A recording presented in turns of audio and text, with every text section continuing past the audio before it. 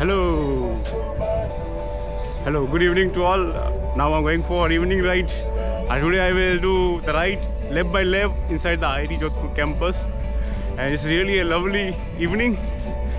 Here you can see today date is 10th of April 2026 and it's really a quite beautiful and lovely. You can see the sunset is going to be happen very soon. Above the trees you can see there, sun is there. A lot of students are there having the evening fun here. But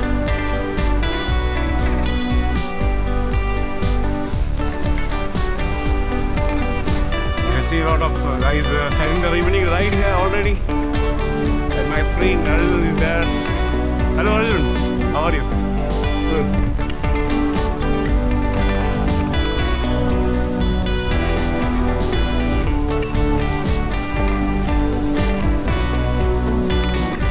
The beautiful tree.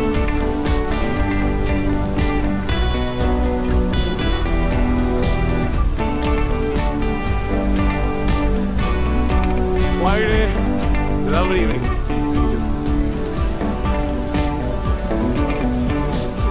Awesome experience to travel and ride here. I'm really lucky to have this IIT campus. It's best for riding cycle. You have a lot of peace here. See here. A lot of flowers you can see here.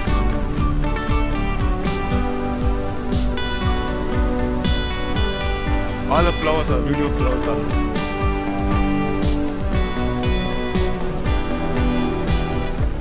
You see the beautiful flowers here.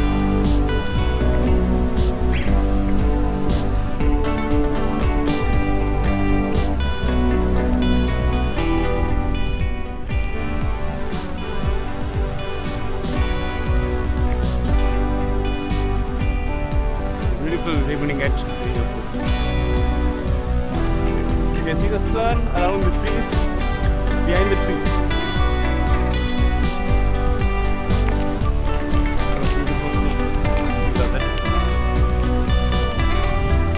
Now the street tree is there in front of my eyes. The Knowledge Tree Circle, it already arrived here. Hello. Something which is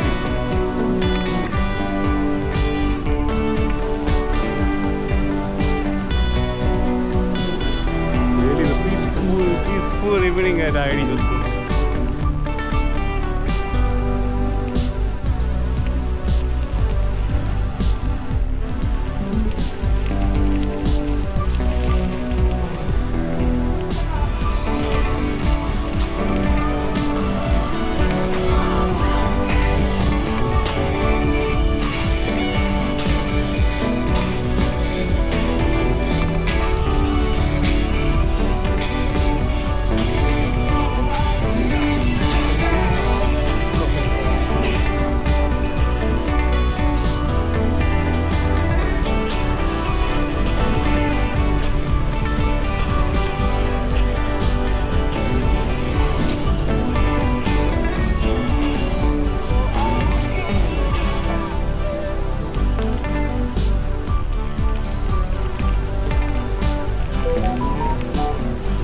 Beautiful campus around.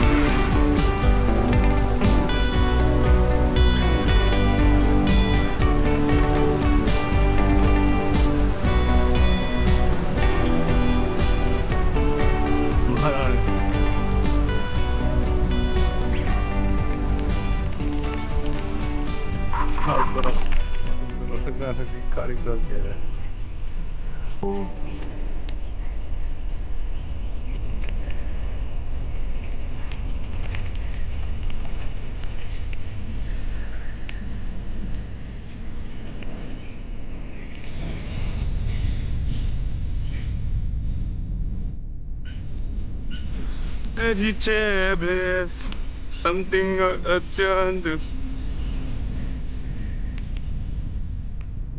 You can see the beautiful campus around me here. Hello.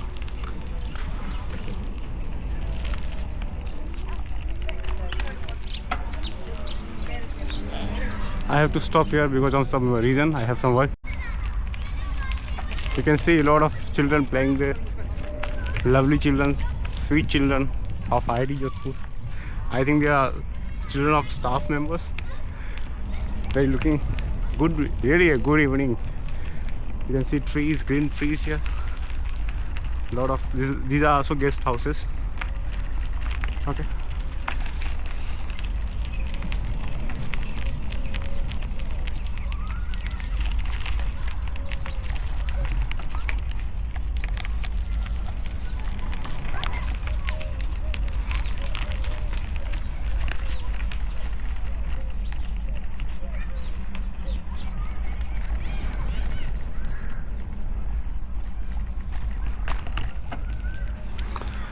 Okay, going to play a song very soon.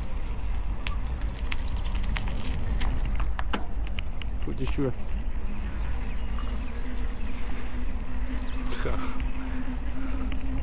अब तो inside he चलाना है. गजब है भाई ये.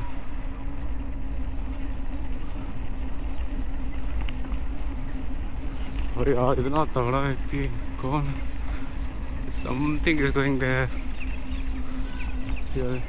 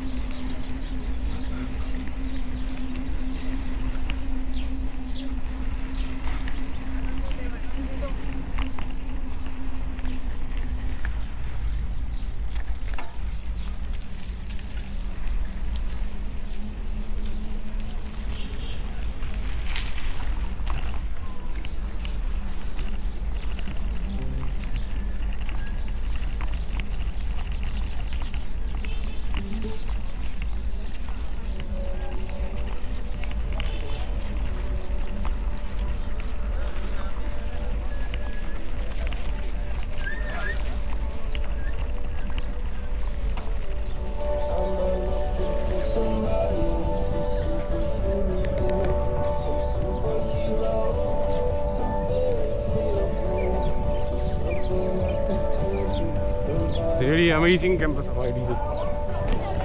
This is the hostel area.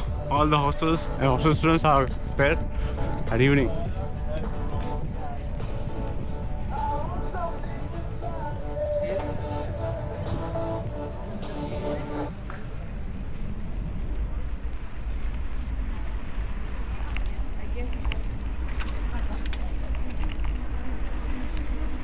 Oh, these are really awesome. One boy is really awesome.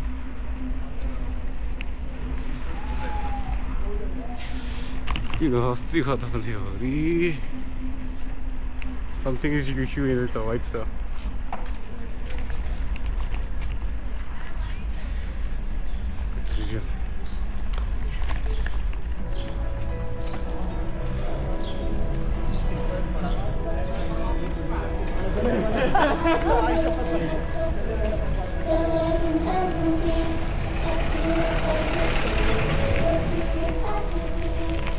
You can see the bum area of IIT Jodhpur. It's really evening good.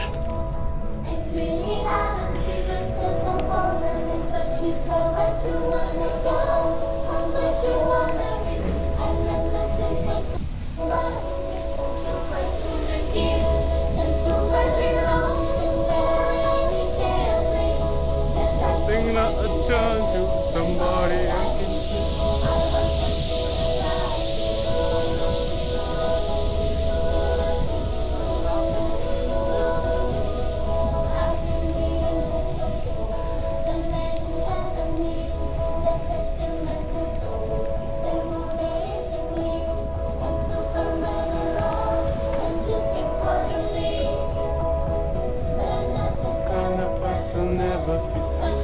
Where you wanna go? How much you wanna risk? We're looking for somebody to give.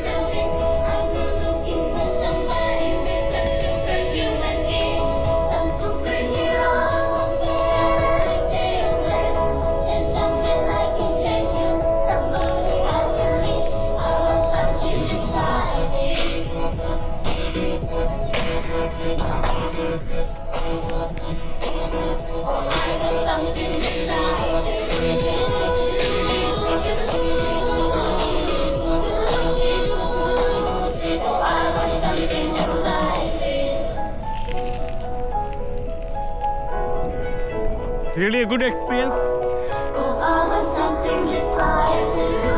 Because I want something just like this. Something just like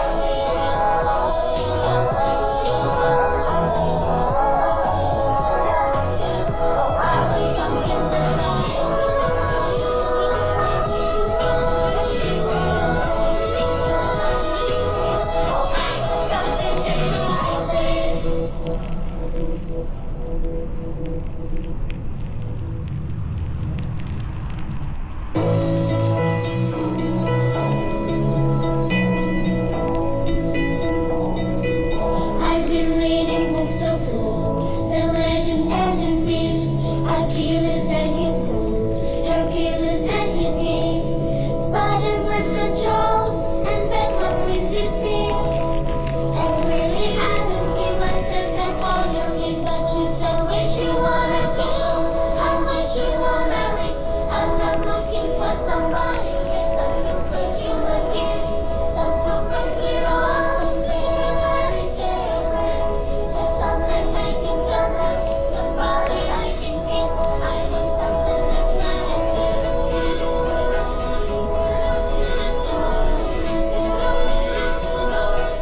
I've been reading books of old, the legends and the myths, the testaments and told. The moon is eclipse. And Superman and Rose, and super Hercules. I'm not the kind of person that is what she said, where you wanna go, how much you wanna risk. I'm not looking for somebody with some superhuman gifts, some superhero. Fairy tale, just something I can touch, somebody I can miss.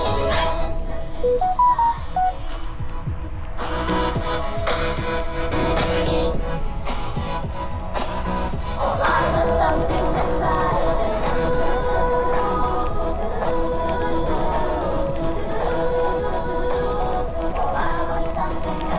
this.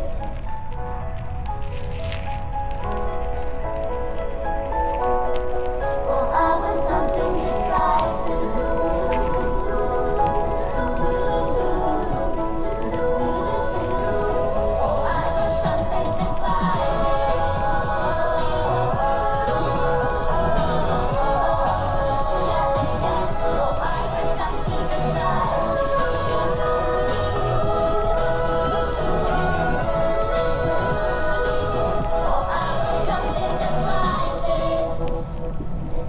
थोड़ा सा turn बहुत ज़्यादा है,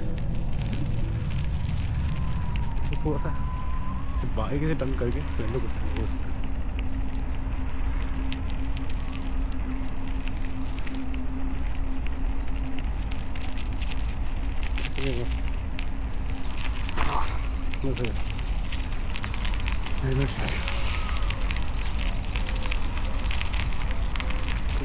क्या आ रही है?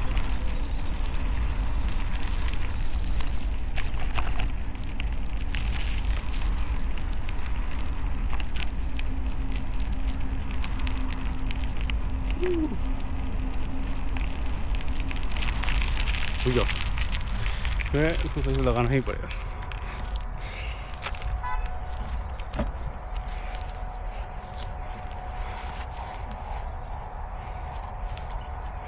ठीक है, normal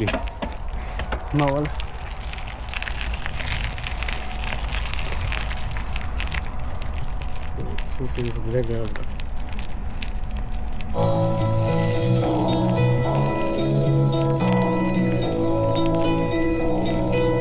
I've been reading books of old, the legends and the myths.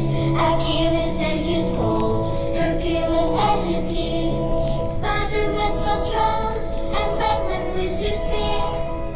And really, I don't see myself that boundaries, but you said where you wanna go, how much you wanna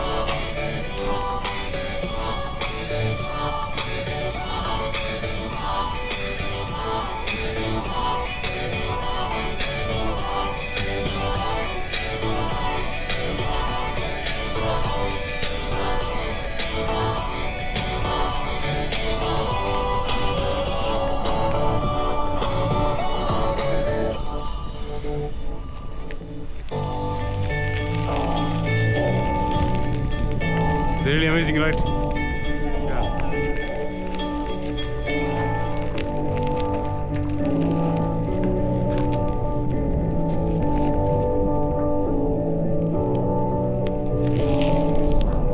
Very far now. It's very amazing.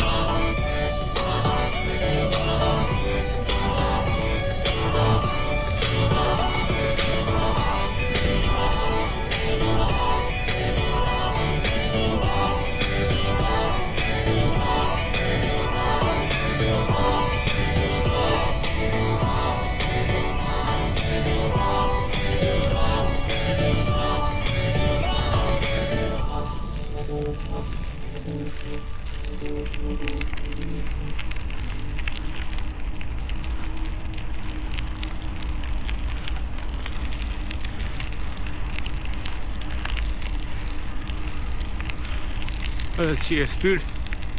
The speed is good. Now I'm going to play Bhagavad Gita. But okay, thank you so much for listening the advanced music. So yesterday I completed the chapter number 6, and today I'm going to start the chapter number 7 of Bhagavad Gita. It's really evening time, so it's better to listen something spiritual and have a wisdom grow. Okay, let's start.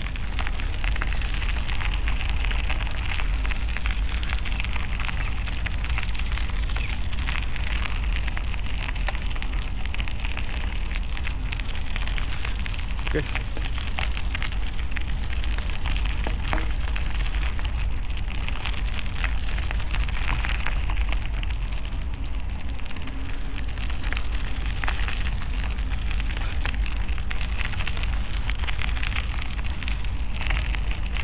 Chapter number 7. Oh, one second. I have to play chapter number 7. Knowledge of the Absolute. I'm going to play this.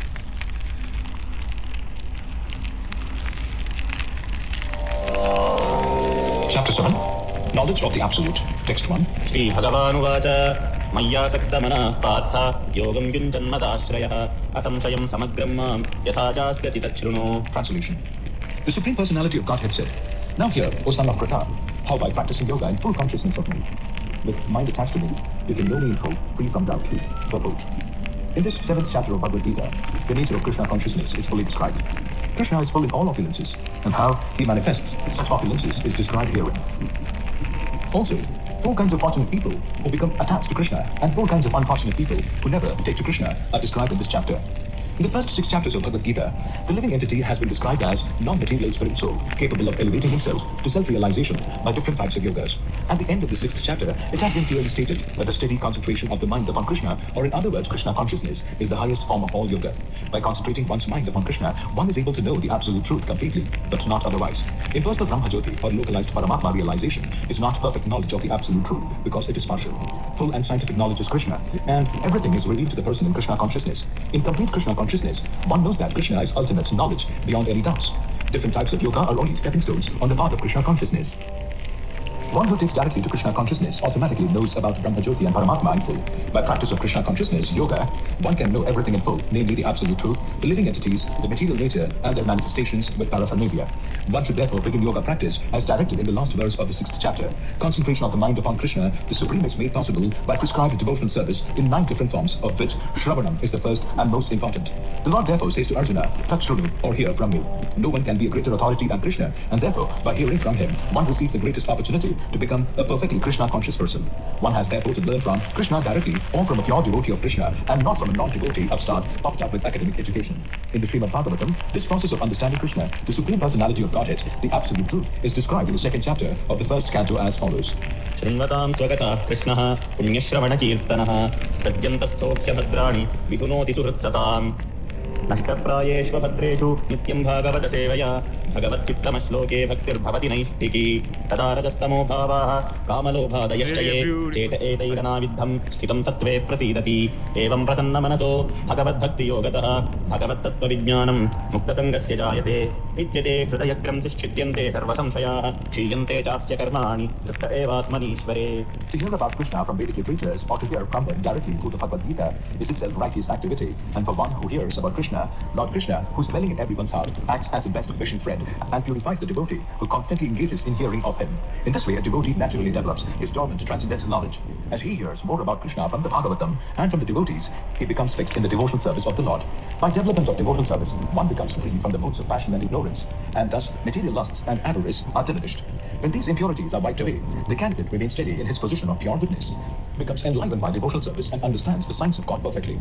Thus, Bhakti Yoga severs the hard knot of material affection and enables one to come at once to the stage of Asamshayam Samagra, understanding of the Supreme Absolute Truth Personality of Godhead. Bhagavatam, Canto 1, Chapter 2, Text 17 to 21. Therefore, only by hearing from Krishna or from his devotee in Krishna consciousness can one understand the science of Krishna. Text 2. Jnanam teham savijnanam idam vakshyamya sheshatah yajñātvāneha bhūyoņagyātavyamavishishyate. Translation. I shall now declare unto you in full this knowledge, both phenomenal and luminous. This being known, nothing further shall remain for you to know. Purport.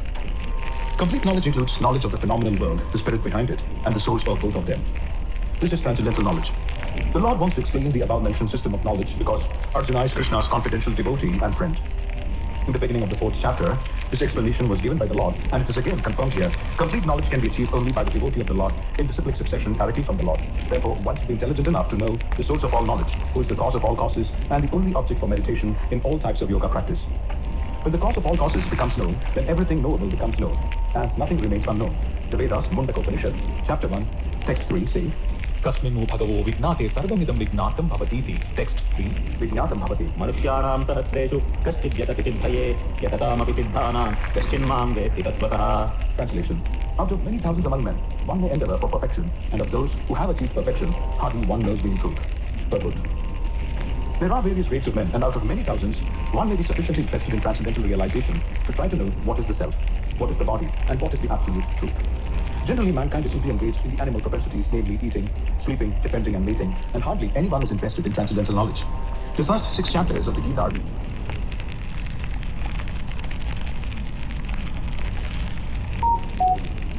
are interested in transcendental knowledge, in understanding the self, the super self, and the process of realization by jnana yoga, dhyana yoga, and discrimination of the self from matter. However, Krishna can be known only by persons who are in Krishna consciousness. Other transcendentalists may achieve impersonal Brahman realization, but this is easier than understanding Krishna. Krishna is the supreme person, but at the same time, he is beyond the knowledge of Brahman and Paramatma. The yogis and jnanis are confused in their attempts to understand Krishna. Although the greatest of the impersonalists, Sripada Shankaracharya, has admitted in his Gita commentary that Krishna is the supreme personality of Godhead, his followers do not accept Krishna as such, for it is very difficult to know Krishna, even though one has transcendental realization of impersonal Brahman. Krishna is the supreme personality of Godhead, the cause of all causes, the primeval Lord Govinda, Ishvara, Parama Krishna, Satchidananda Vigraha, Anadiradi Govinda, Sarvakarana Karanam. It is very difficult for the non-devotees to know him, although non-devotees declare that the path of bhakti or devotional service is very easy, they cannot practice it. If the path of bhakti is so easy, as the non-devotee class of men proclaim, then why do they take up the difficult path? Actually, the path of bhakti is not easy. The so-called path of bhakti practiced by unauthorized persons without knowledge of bhakti may be easy, but when it is practiced factually, according to the rules and regulations, the speculative scholars and philosophers fall away from the path. Srila Rupa Goswami writes in his Bhakti Rasamrita Sindhu, Canto 1, Chapter 2, Text 101. Shruti Smriti Puranadi Pancharatra Vidhimmina Aikantiki Harer Bhakti Rutpata Yaiva Kalpate. Devotional service of the Lord that ignores the authorized Vedic literatures like Upanishads, Puranas, and Narada Pancharatra is simply an unnecessary disturbance in society. It is not possible for the Brahman realized impersonalist or the Paramatma realized yogi to understand Krishna, the supreme personality of Godhead, as the son of Madhavi Yashoda or the charioteer of Arjuna. Even the great demigods are sometimes confused about Krishna. Mukhyanti yat Surayaha. Mam tu Vedana Krishna. No one knows me as I am, the Lord says. And if one does know me, then Samahatma Sudurlabha. Such a great soul is very rare. Therefore, unless one practices devotional service to the Lord, one cannot know Krishna as he is, Tattvata, even though one is a great scholar or philosopher. Only the pure devotees can know something of the inconceivable, transcendental qualities in Krishna, his being the cause of all causes, his omnipotence and opulence, and his wealth, fame, strength, beauty, knowledge, and renunciation. Because Krishna is benevolently inclined to his devotees. He is the last word in Brahman realization, and the devotees alone can realize him as he is. Therefore, it is said, Ata Shri Krishna Namadi Nabhavet Grahyam Indriyahi Sevonmukhehi Jihvadau Swayameva Spuratyataha. no one can understand Krishna as he is by the blunt material senses, but he reveals himself to the devotees, being pleased with them for their transcendental loving service unto him. Bhakti Rasamrita Sindhu, Canto 1, Chapter 2, Text 234. Text 4. Bhumirapo nalo vayuhu kammano buddhirevacha ahankara iti yamme inna prakritirashtata. Earth, water, fire, air, ether, mind, intelligence, and false ego. Altogether, these 8 constitute my separated material energies. Purport. The science of God analyzes the constitutional position of God and his diverse energies. Material nature is called Prakriti, or the energy of the Lord in his different Purusha incarnations, expansions, as described in the Sattvata Tantra. Vishnostu Trini Rupani Purushakhyanyato Viduhu Ekam tu Mahatas Srishta Dvitiyam Twanda Samsthitam Tiyam Sarvabhutastham Tani Jnatva Vimuchyate. For material creation, Lord Krishna's plenary expansion assumes 3 Vishnus. The first one, Mahavishnu, creates the total material energy known as the Mahatattva. The second, Garbhodakashayi Vishnu, enters into all the universes to create diversities in each of them. The third, Kshirodakashayi Vishnu, is diffused as the all-pervading super soul in all the universes and is known as Paramatma. He is present even within the atoms. Anyone who knows these 3 Vishnus can be liberated from material entanglement. This material world is a temporary manifestation of one of the energies of the Lord. All the activities of the material world are directed by these 3 Vishnu expansions of Lord Krishna. These Purushas are called incarnations. Generally, one who does not know the science of God, Krishna, assumes that this material world is for the enjoyment of the living entities and that the living entities are the Purushas, the causes, controllers, and enjoyers of the material energy.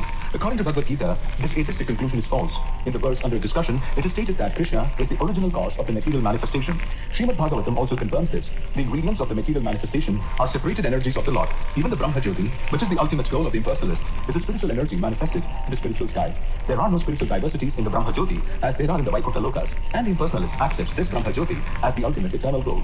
The Paramatma manifestation is also a temporary, all-pervasive aspect of the Kshirodakashayi Vishnu. The Paramatma manifestation is not eternal in the spiritual world. Therefore, the factual absolute truth is the supreme personality of Godhead Krishna. He is the complete energetic person, and he possesses different separated and internal energies. In the material energy, the principal manifestations are 8, as above mentioned. Out of these, the first 5 manifestations, namely earth, water, fire, air, and sky, are called the 5 gigantic creations, or the gross creations, within which the 5 sense objects are included. They are the manifestations of physical, sound, touch, form, taste, and smell. Material science comprises these 10 items and nothing more. But the other 3 items, namely mind, intelligence, and false ego, are neglected by the materialists. Philosophers who deal with mental activities are also not perfect in knowledge because they do not know the ultimate source, Krishna. The false ego, I am, and it is mine, which constitute the basic principle of material existence, includes 10 sense organs for material activities. Intelligence refers to the total material creation called the Mahatattva. Therefore, from the 8 separated energies of the Lord are manifest the 24 elements of the material world, which are the subject matter of Sankhya atheistic philosophy. They are originally offshoots from Krishna's energies and are separated from him. But atheistic Sankhya philosophers with a poor fund of knowledge do not know Krishna is the cause of all causes. The subject matter for discussion in the Sankhya philosophy is only the manifestation of the external energy of Krishna as it is described in the Bhagavad Gita. Text 5. अपरेयमितस्त्वन्यां प्रकृतिं विद्धि मे परां जीवभूतां महाबाहो ययेदं भार्यते जगत्. Translation. Besides these, O mighty armed Arjuna, there is another, superior energy of mind which comprises the living entities who are exploiting the resources of this material inferior nature. Purport. Here it is clearly mentioned that living entities belong to the superior nature or energy of the Supreme Lord. The inferior energy is matter manifested in different elements, namely earth, water, fire, air, ether, mind, intelligence, and false ego. Both forms of material nature, namely gross, earth, etc., and subtle, mind, etc., are products of inferior energy. The living entities who are exploiting these inferior energies for different purposes are the superior energy of the Supreme Lord, and it is due to this energy that the entire material world functions. The cosmic manifestation has no power to act unless it is moved by the superior energy, the living entity. Energies are always controlled by the energetic, and therefore, the living entities are always controlled by the Lord. They have no independent existence. They are never equally powerful, as unintelligent men think. The distinction between the living entities and the Lord is described in Srimad Bhagavatam, Canto 10, Chapter 87, Text 30, as follows. अपरिमिता ध्रुवास्तनुभृतो यदि सर्वगतास्तर्हि न शास्यतेति नियमो ध्रुवनेतरथा अजविचयन्मयं तदविमुच्य नियन्त्र भवेत् सममनुजानतां यदमतं मतदुष्टतया. O Supreme Eternal, if the embodied living entities were eternal and all-pervading like you, then they would not be under your control. But if the living entities are accepted as minute energies of your lordship, then they are at once subject to your supreme control. Therefore, real liberation entails surrender by the living entities to your control, and that surrender will make them happy. In that constitutional position, only can they be controllers. Therefore, men with limited knowledge who advocate the monistic theory that God and the living entities are equal in all respects are actually guided by a faulty and polluted opinion. The Supreme Lord Krishna is the only controller, and all living entities are controlled by him. These living entities are his superior energy because the quality of their existence is one and the same with the Supreme. But they are never equal to the Lord in quantity of power. While exploiting the gross and subtle inferior energy, matter, the superior energy, the living entity, forgets his real spiritual mind and intelligence. This forgetfulness is due to the influence of matter upon the living entity. But when the living entity becomes free from the influence of the illusory material energy, he attains the stage called mukti, or liberation. The false ego, under the influence of material illusion, thinks I am matter and material acquisitions are mine. His actual position is realized when he is liberated from all material ideas, including the conception of his becoming one in all respects with God. Therefore, one may conclude that the Gita confirms the living entity to be only one of the multi-energies of Krishna. And when this energy is free from material contamination, it becomes fully Krishna conscious or liberated. Text 6. एतद्योनीनि भूतानि सर्वाणीत्युपधारय अहं कृत्स्नस्य जगतः प्रभवः प्रलयस्तथा. Translation. All created beings have their source in these two natures. Of all that is material and all that is spiritual in this world, know for certain that I am both the origin and the dissolution. Purport. Everything that exists is a product of matter and spirit. Spirit is the basic field of creation, and matter is created by spirit. Spirit is not created at a certain stage of material development. Rather, this material world is manifested only on the basis of spiritual energy. This material body is developed because spirit is present within matter. A child grows gradually to boyhood and then to manhood because that superior energy, spirit soul, is present. Similarly, the entire cosmic manifestation of the gigantic universe is developed because of the presence of the super soul, Vishnu. Therefore, spirit and matter, which combine to manifest this gigantic universal form, are originally two energies of the Lord, and consequently, the Lord is the original cause of everything. A fragmental part and parcel of the Lord, namely the living entity, may be the cause of a big skyscraper, a big factory, or even a big city, but he cannot be the cause of a big universe. The cause of the big universe is the big soul, or the super soul, and Krishna, the Supreme, is the cause of both the big and small souls. Therefore, he is the original cause of all causes. This is confirmed in the Katha Upanishad. Canto 2, Chapter 2, Text 13. Nityo Nityanam, Chetanas Chetananam. Text 7. मत्तः परतरं नान्यत् किञ्चिदस्ति धनञ्जय मयि सर्वमिदं प्रोतं सूत्रे मणिगणा इव. Translation. O conqueror of wealth, there is no truth superior to me. Everything rests upon me as pearls are strung on a thread. Purport. There is a common controversy over whether the supreme absolute truth is personal or impersonal. As far as Bhagavad Gita is concerned, the absolute truth is the personality of Godhead, Sri Krishna, and this is confirmed in every step. In this verse, in particular, it is stressed that the absolute truth is a person, that the personality of Godhead is the supreme absolute truth, is also the affirmation of the Brahma Samhita. Ishvara Parama Krishna Satchidananda Vigraha. That is, the supreme absolute truth personality of Godhead is Lord Krishna, who is the primeval Lord, the reservoir of all pleasure, Govinda, and the eternal form of complete bliss and knowledge. These authorities leave no doubt that the absolute truth is the supreme person, the cause of all causes. The personalist, however, argues on the strength of the Vedic version given in the Shvetashvatara Upanishad, chapter 3, text 10. ततो यद्युत्तरतरं तदरूपमनामयं य एतद्विदुरमृतास्ते भवन्त्यथेतरे दुःखमेवाभियन्ति. In the material world, Brahma, the primeval living entity within the universe, is understood to be the supreme amongst the demigods, human beings, and lower animals. But beyond Brahma, there is the transcendence, who has no material form and is free from all material contaminations. Anyone who can know him also becomes transcendental, but those who do not know him suffer the miseries of the material world. The impersonalist puts more stress on the word arupam, but this arupam is not impersonal. It indicates the transcendental form of eternity, bliss and knowledge as described in the Brahma Samhita quoted above.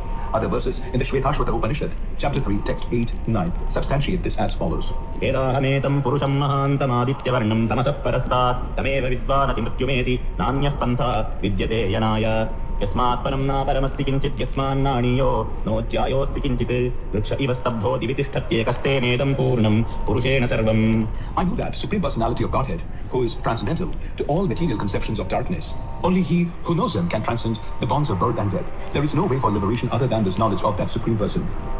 There is no truth superior to that Supreme Person because he is the supermost.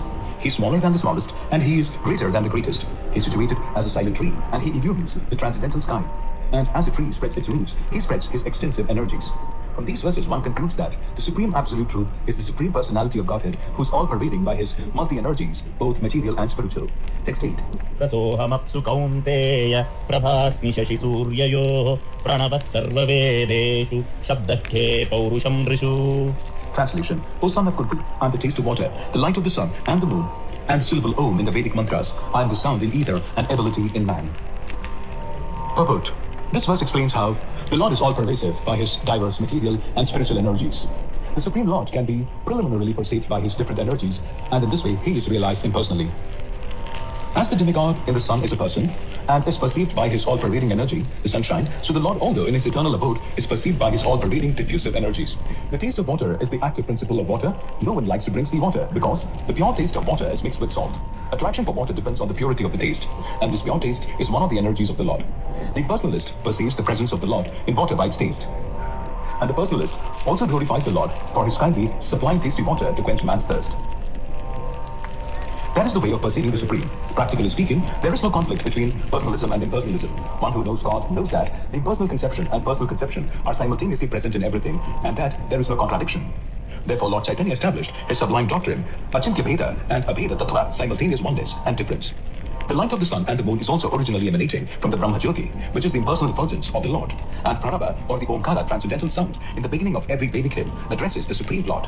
Because the impersonalists are very much afraid of addressing the Supreme Lord Krishna by his innumerable names, they prefer to vibrate the transcendental sound, Omkara, but they do not realize that Omkara is the sound representation of Krishna.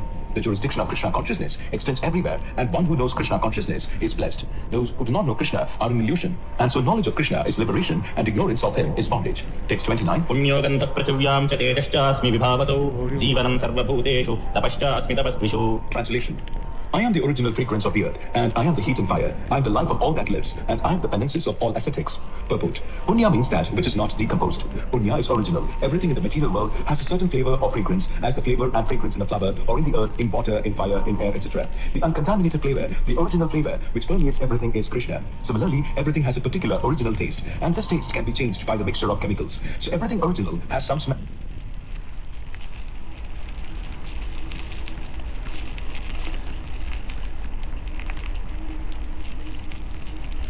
Issue आ गया कुछ network का issue या wifi का says there is something issue here of the Wi-Fi.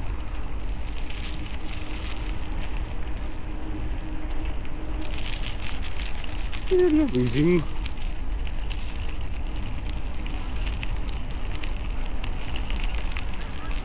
Of all ascetics. Purport. Punya means that which is not decomposed. Punya is original. Everything in the material world has a certain flavor or fragrance as the flavor and fragrance in a flower or in the earth, in water, in fire, in air, etc. The uncontaminated flavor, the original flavor which permeates everything is Krishna. Similarly, everything has a particular original taste, and this taste can be changed by the mixture of chemicals. So everything original has some smell, some fragrance, and some taste. Vibhavasu means fire. Without fire, we cannot run factories, we cannot cook, etc. And that fire is Krishna. The heat in the fire is Krishna. According to Vedic medicine, indigestion is due to a low temperature in the belly. So even for digestion, fire is needed. In Krishna consciousness, we become aware that earth, water, fire, air, and every active principle, all chemicals and all material elements are due to Krishna. The duration of man's life is also due to Krishna. Therefore, by the grace of Krishna, man can prolong his life or diminish it. So Krishna consciousness is active in every sphere. Text 10. बीजं मां सर्वभूतानां विद्धि Partha सनातनं बुद्धिर्बुद्धिमतामस्मि तेजस्तेजस्विनामहम्. Translation. O son of Pritha, know that I am the original seed of all existences, the intelligent of the intelligent, and the promise of all powerful men. Purport. Bija means seed. Krishna is the seed of everything. There are various living entities, movable and inert. Birds, beasts, men, and many other living creatures are moving living entities. Trees and plants, however, are inert. They cannot move, but only stand. Every entity is contained within the scope of 84 lakh species of life. Some of them are moving, and some of them are inert. In all cases, however, the seed of their life is Krishna. As stated in Vedic literature, Brahman, or the Supreme Absolute Truth, is that from which everything is emanating. Krishna is Parabrahman, the Supreme Spirit. Brahman is impersonal, and Parabrahman is personal. Impersonal Brahman is situated in the personal aspect that is stated in Bhagavad Gita. Therefore, originally, Krishna is the source of everything. He is the root. As the root of a tree maintains the whole tree, Krishna, being the original root of all things, maintains everything in this material manifestation. This is also confirmed in the Vedic literature, Katha Upanishad, Canto 2, Chapter 2, Text 13. नित्यो नित्यानां चेतनश्चेतनानां एको बहूनां यो विदधाति कामान्. He is the prime eternal among all eternals. He is the supreme living entity of all living entities, and he alone is maintaining all life. One cannot do anything without intelligence, and Krishna also says that he is the root of all intelligence. Unless a person is intelligent, he cannot understand the supreme personality of Godhead, Krishna. Text 11. बलं बलवतां चाहं कामरागविवर्जितं धर्माविरुद्धो भूतेषु कामोऽस्मि भरतर्षभा. Translation. I am the strength of the strong, devoid of passion and desire. I am sex life which is not contrary to religious principles, O Lord of the Bharatas, Arjuna. Purport. The strong man's strength should be applied to protect the weak, not for personal aggression. Similarly, sex life, according to religious principles and dharma, should be for the propagation of children, not otherwise. The responsibility of parents is then to make their offspring Krishna conscious. Text 12. ये चैव सात्विका भावा राजसास्तामसाश्चये मत्त एवेति तान् विद्धि न त्वहं तेषु ते मयि. Translation. Know that all states of being, be they of goodness, passion, or ignorance, are manifested by my energy. I am in one sense everything, but I am independent. I am not under the modes of material nature, for they, on the contrary, are within me. Purport. All material activities in the world are being conducted under the three modes of material nature. Although these material modes of nature are emanations from the Supreme Lord Krishna, he is not subject to them. For instance, under the state laws, one may be punished, but the king, the lawmaker, is not subject to that law. Similarly, all the modes of material nature, goodness, passion, and ignorance, are emanations from the Supreme Lord Krishna, but Krishna is not subject to material nature. Therefore, he is nirguna, which means that these gunas or modes, although issuing from him, do not affect him. That is one of the special characteristics of Bhagavan, or the Supreme Personality of Godhead. Text 13. त्रिभिर्गुणमयैर्भावैरेभिः सर्वमिदं जगत् मोहितं नाभिजानाति मामेभ्यः परमव्ययम्. Translation. Deluded by the three modes, goodness, passion, and ignorance, the whole world does not know me, who am above the modes and inexhaustible. Purport. The whole world is enchanted by three modes of material nature. Those who are bewildered by these three modes cannot understand that transcendental to this material nature is the Supreme Lord, Krishna. Every living entity under the influence of material nature has a particular type of body and a particular type of psychological and biological activities accordingly. There are four classes of men functioning in the three material modes of nature. Those who are purely in the mode of goodness are called Brahmanas. Those who are purely in the mode of passion are called Kshatriyas. Those who are in the mode of both passion and ignorance are called Vaishyas. Those who are completely in ignorance are called Shudras. And those who are less than that are animals or animal life. However, these designations are not permanent. I may either be a Brahmana, Kshatriya, Vaishya, or whatever. In any case, this life is temporary. But although life is temporary and we do not know what we are going to be in the next life, by the spell of this illusory energy, we consider ourselves in terms of this bodily conception of life. And we thus think that we are American, Indian, Russian, or Brahmana, Hindu, Muslim, etc. And if we become entangled with the modes of material nature, then we forget the Supreme Personality of Godhead, who's behind all these modes. So Lord Krishna says that living entities deluded by these three modes of nature do not understand that behind the material background is the Supreme Personality of Godhead. There are many different kinds of living entities, human beings, demigods, animals, etc. And each and every one of them is under the influence of material nature, and all of them have forgotten the transcendent personality of Godhead. Those who are in the modes of passion and ignorance, and even those who are in the mode of goodness, cannot go beyond the impersonal Brahman conception of the absolute truth.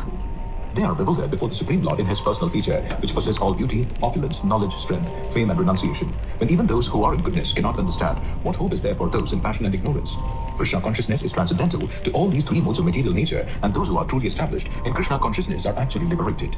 Text 14. दैवी ह्येषा गुणमयी मम माया दुरत्यया मामेव ये प्रपद्यन्ते मायामेतां तरन्ति ते. Translation. This divine energy of mine, consisting of the three modes of material nature, is difficult to overcome, but those who have surrendered unto me can easily cross beyond it. Purport.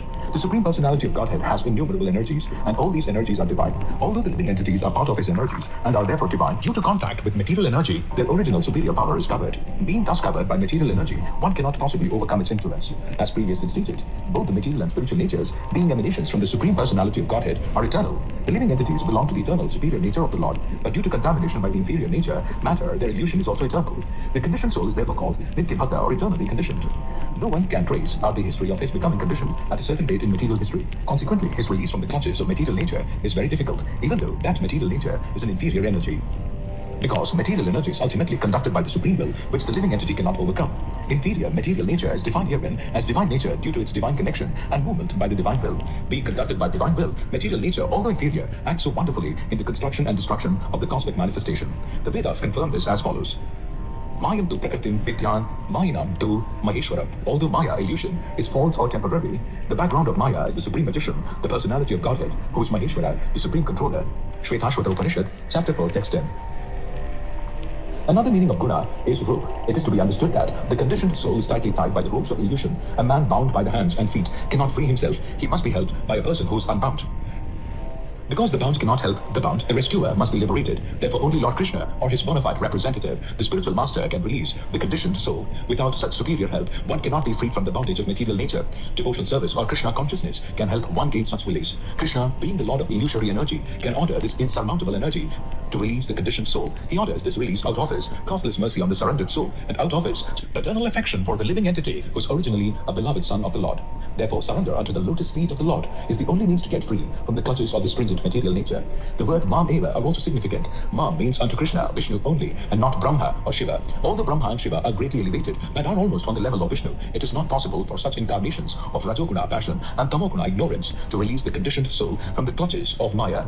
In other words, both Brahma and Shiva are also under the influence of Maya. Only Vishnu is the master of Maya. Therefore, he alone can give release to the conditioned soul. The Vedas, Shvetashvatara Upanishad, Chapter 3, Text 8 confirmed this in the phrase, Tam eva viditva, or freedom is possible only by understanding Krishna. Even Lord Shiva affirms that liberation can be achieved only by the mercy of Vishnu. Lord Shiva says, Mukti pradata sarvesham, Vishnu evana samsayah. There is no doubt that Vishnu is the deliverer of liberation for everyone. Text 15. Namam dushkritino mudha prapadyante naradhamaha mayaya pahrutajnana asuram bhavamashritah. Translation. Those miscreants who are grossly foolish, who are lowest among mankind, whose knowledge is stolen by illusion, and who partake of the atheistic nature of demons, do not surrender unto me. Purport. It is said in Bhagavad Gita that simply by surrendering oneself unto the lotus feet of the Supreme Personality Krishna, one can surmount the stringent laws of material nature. At this point, a question arises. How is it that educated philosophers, scientists, businessmen, administrators, and all the leaders of ordinary men do not surrender to the lotus feet of Sri Krishna, the all-powerful personality of Godhead?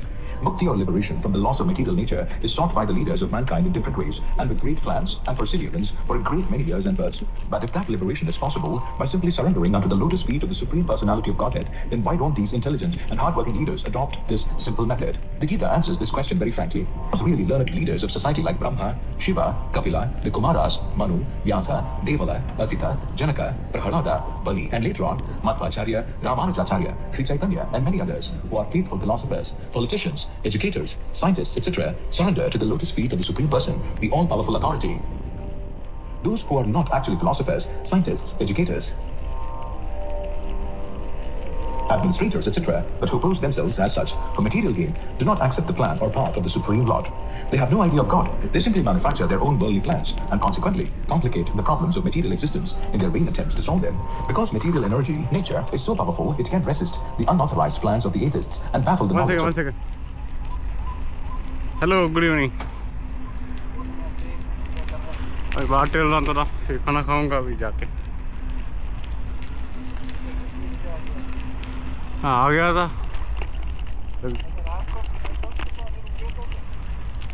हाँ, वहाँ दोस्त के पास रुका.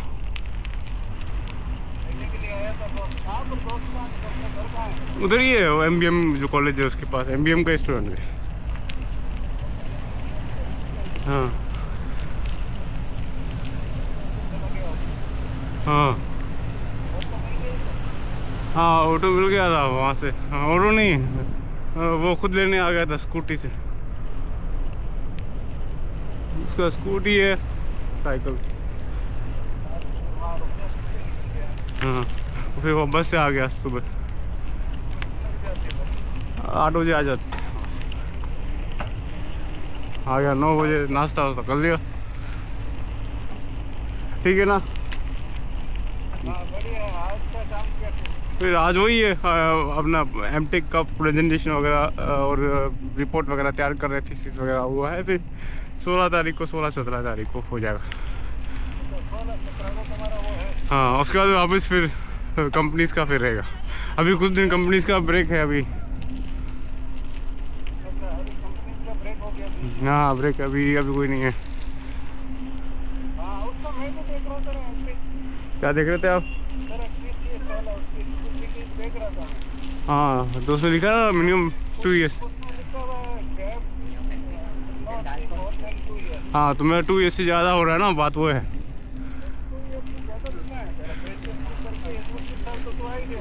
नहीं, 2 साल का है। देखो 2022 then 2024 से चालू हुआ है। और दूसरा फिर वो 1 साल का बीच में JEE के लिए, तो वो पूरा टोटल काउंट करते हैं। मुझे पहले यही कंफ्यूजन था, लेकिन वो टोटल काउंट करते हैं। टोटल 3 ईयर्स है। हाँ, JEE में हाँ, इसलिए वो 3 ईयर्स हो गया। अगर वो नहीं होता तो वो 2 ईयर्स ही है, फिर वो हो जाता।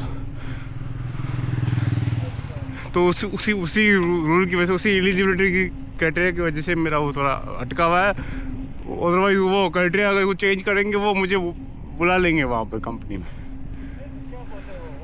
हाँ, उन्होंने रिज्यूमे रख लिया है। ऐसा बोला कुछ भी चेंज होता है तो आपको फिर से बुला लिया जाएगा, आपको मेल कर देंगे, फ़ोन कर देंगे। फ़ोन नंबर भी सब डिटेल मैंने दे दी है, वो कांटेक्ट करेंगे। हाँ, वो रख सकते हैं। बस वही है, थोड़ा वही एलिजिबिलिटी। अब वो एलिजिबिलिटी में कुछ नहीं कर सकते ना, वो उनको प्रूफ डॉक्यूमेंट वगैरह सब ओरिजिनली लेके गया, और सबको ओरिजिनली मंगवाए थे, फ़ोटो कॉपी भी नहीं। तो वो अब जो एलिजिबिलिटी क्राइटेरिया है उसके अकॉर्डिंग ही होता है। तो वो चीज़ है, और क्या, वही चीज़ है, और क्या। हाँ, वो चीज़ है।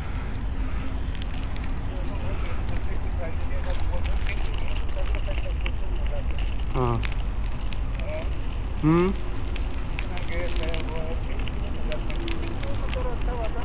हाँ, वो सही हुआ था, हो जाता। वो ज़्यादा लोगों का हो ही जाता। और मेरा तो अभी IIT से वही था, मेरा तो फुल चांस था। हाँ, कोई नहीं था तो।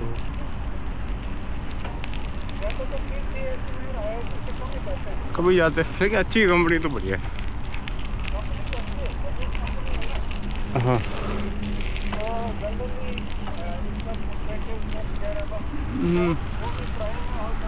नहीं, लोगों का प्राइम में हुआ ही नहीं। हमारे M.Tech में तो मेरे साथ तो कोई नहीं था। हाँ, वो हुआ है, फिर उससे कम वाले में हुआ होगा। अभी रिजल्ट आया नहीं उसका, डिजिटल में हुआ होगा। अभी रिजल्ट का अभी सिर्फ सबसे ऊपर वाले का ही आया था। उसमें हो चुका है मेरा, मतलब मैं उसमें पोटेंशियल तो रखता हूँ। पोटेंशियल तो है, तभी तो मेरा हुआ है। और मैं इंटरव्यू कॉल भी आया और इंटरव्यू भी दिया। हाँ, बिल्कुल है। तो मैं कहीं और ट्राई करूँगा तो हो जाएगा, जहाँ पर ये एलिजिबिलिटी क्राइटेरिया वगैरह नहीं होगा इतना। हाँ हाँ हाँ हाँ, वो तभी टॉप मिला है भाई। कोडिंग बेस्ट है। मेरे दोस्त लोग बोलने लगे कि हमें कोडिंग सिखा दो मुझे, क्योंकि वो प्रॉब्लम्स तो तगड़ी आई थी, वो उनको यकीन नहीं हुआ, मैंने कर दिया।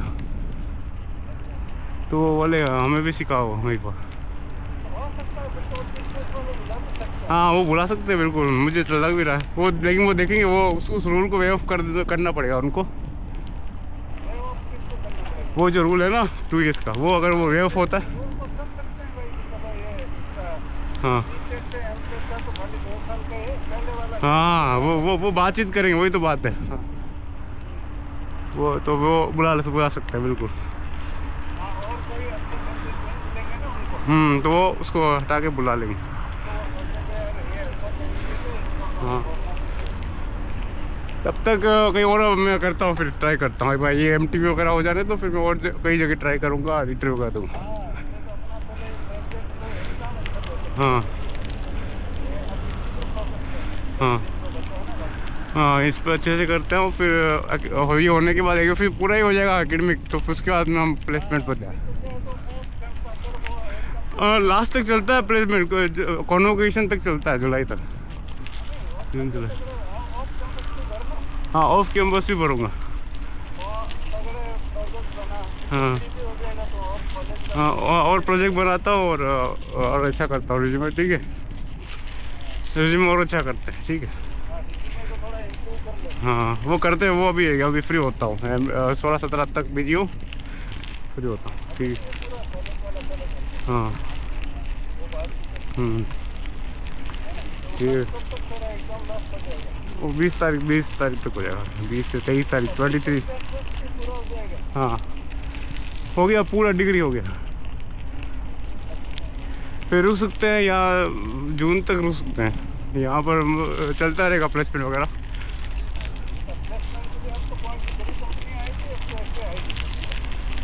बड़ी कंपनियाँ बाकी है, महिंद्रा बाकी है, इन्फोसिस का भी भरा हुआ था, वो भी बाकी है। हाँ वो है, वो और भी वो कई कंपनी में आपको भेज दूँगा सारा एक तक।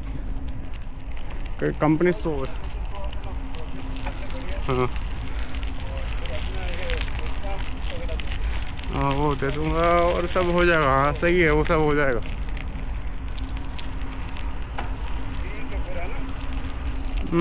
हो जाएगा। ठीक है, हाँ अभी जाऊँगा, खाना खाऊँगा। ठीक है, okay bye.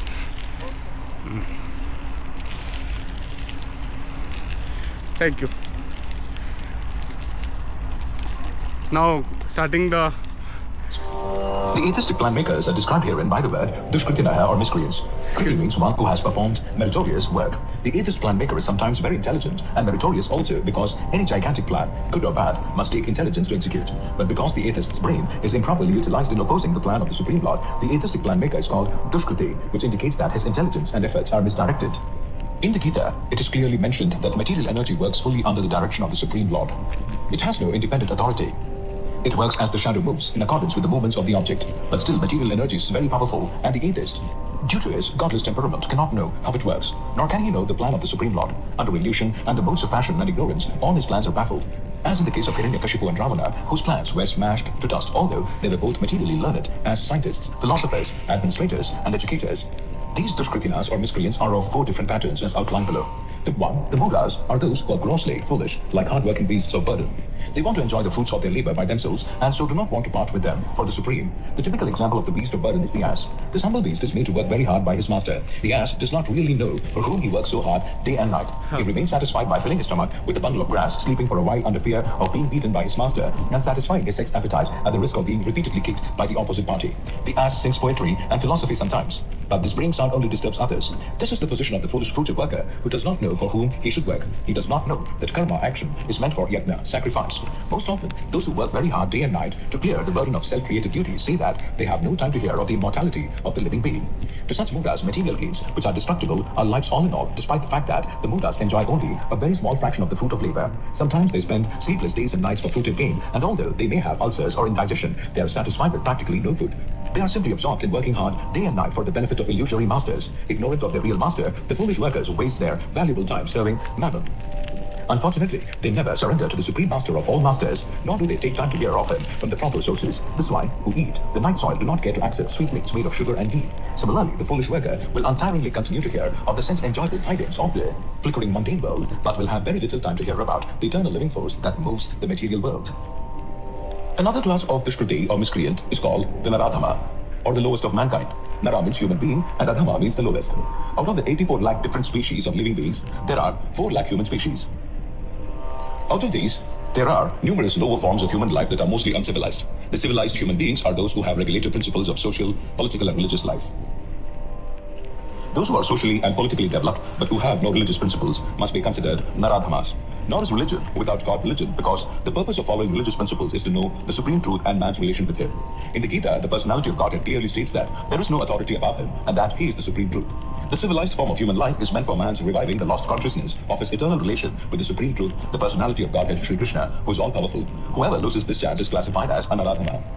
We get information from revealed scriptures that when the baby is in the mother's womb, an extremely uncomfortable situation, he prays to God for deliverance and promises to worship him alone as soon as he gets out. To pray to God when he is in difficulty is a natural instinct in every living being because he is eternally related with God. But after his deliverance, the child forgets the difficulties of birth and forgets his deliverer also, being influenced by Maya, the illusory energy. It is the duty of the guardians of children to revive the divine consciousness dormant in them. The 10 processes of reformatory ceremonies as enjoined in the Manusmriti, which is the guide to religious principles, are meant for reviving God consciousness in the system of Varnashrama. However, no process is strictly followed now in any part of the world, and therefore 99.9% of the population is Naradhama.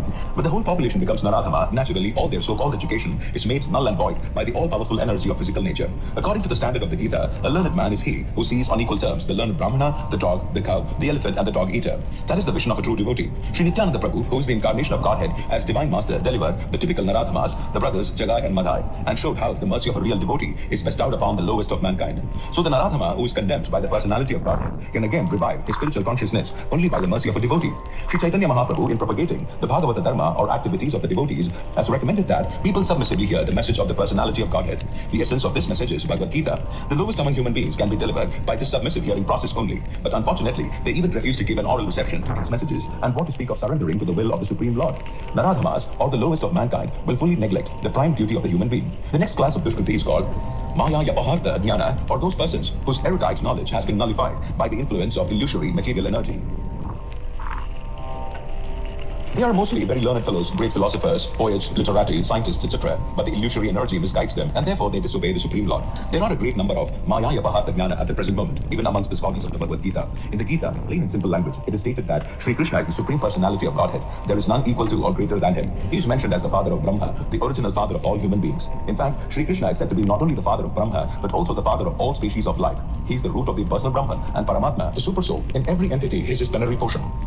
He is fountainhead of everything, and everyone is advised to surrender unto his lotus feet. Despite all these clear statements, the Maya Yapahartha Jnana deride the personality of the Supreme Lord and consider him merely another human being. They do not know that the blessed form of human life is designed after the eternal and transcendental feature of the Supreme Lord.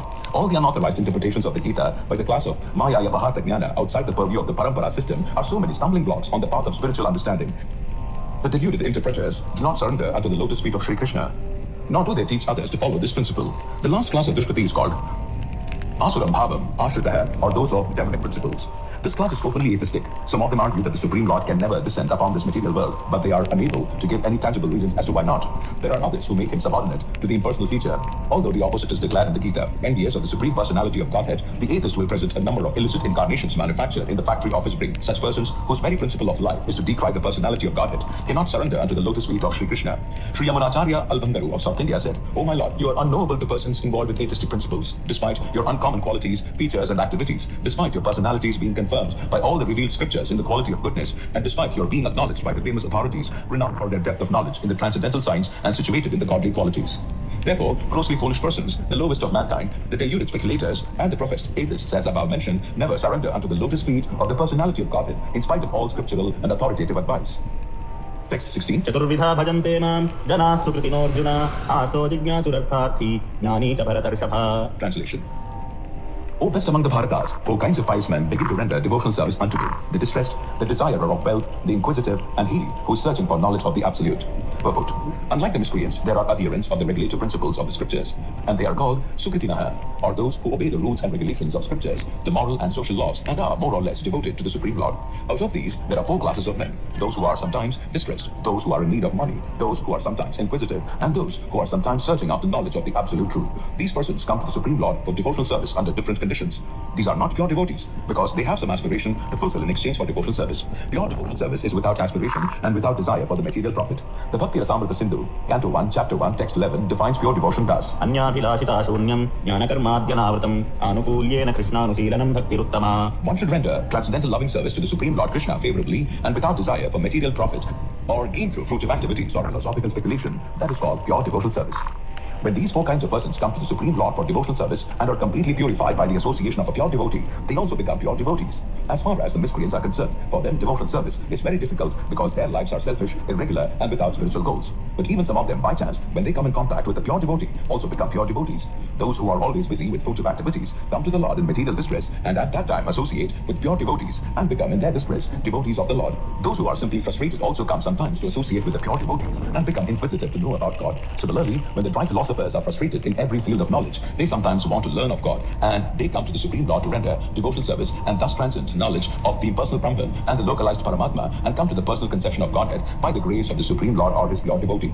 On the whole, when the distressed, the inquisitive, the seekers of knowledge, and those who are in need of money are free from all material desires, and when they fully understand that material remuneration has nothing to do with spiritual improvement, they become pure devotees. As long as such a purified state is not attained, devotees in transcendental service to the Lord are tainted with fruitive activities, the search for mundane knowledge, etc. So, one has to transcend all this before one can come to the stage of pure devotional service.